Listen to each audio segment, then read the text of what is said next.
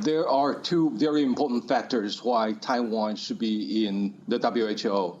The first is that we need to have updated information from the WHO in order for us to be able to fight against any transmittable diseases.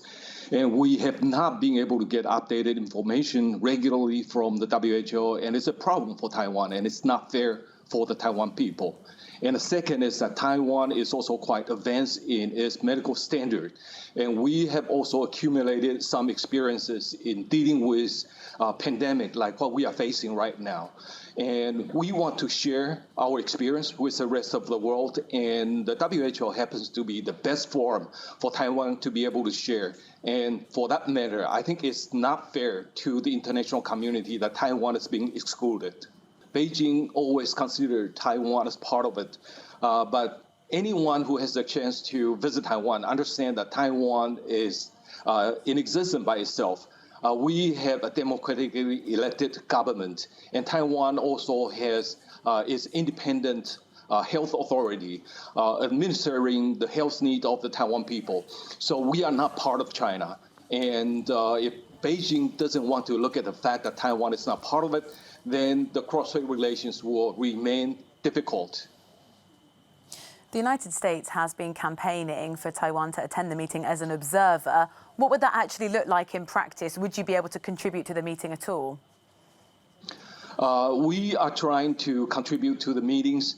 For example, we have done video conferences to many countries around the world to show them what is the best practices in setting up their defense against coronavirus. And we are also working with the United States so that the United States also understand what Taiwan is doing. And I think the United States, as well as other like-minded countries, are getting the words from Taiwan. And certainly they are prepared to make Taiwan's voice heard in the coming virtual assembly. And of course, the regular assembly is going to resume toward the end of this year, and our case is going to be picked up again. And the United States is leading the charge on Taiwan's participation in the World Health Organization, and the United States is not the only one.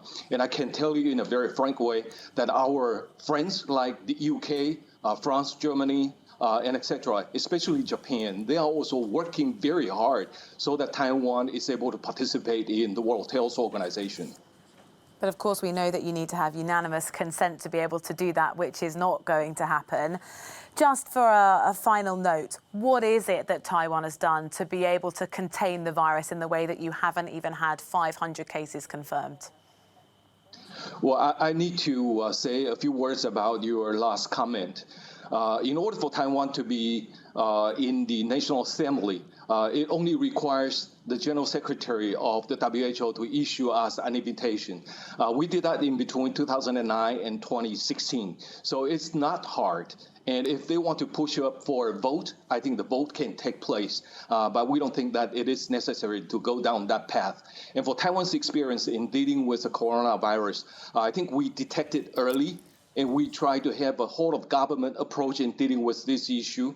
And we have also worked very hard after the hard experience in 2003 when Taiwan was hit by SARS. And based on our experience in dealing with SARS, I think the whole government is mobilized to deal with any pandemic like what we are facing right now. And I just want to say it again. If Taiwan is able to successfully deal with the pandemic, we want to share our experience with the rest of the international community.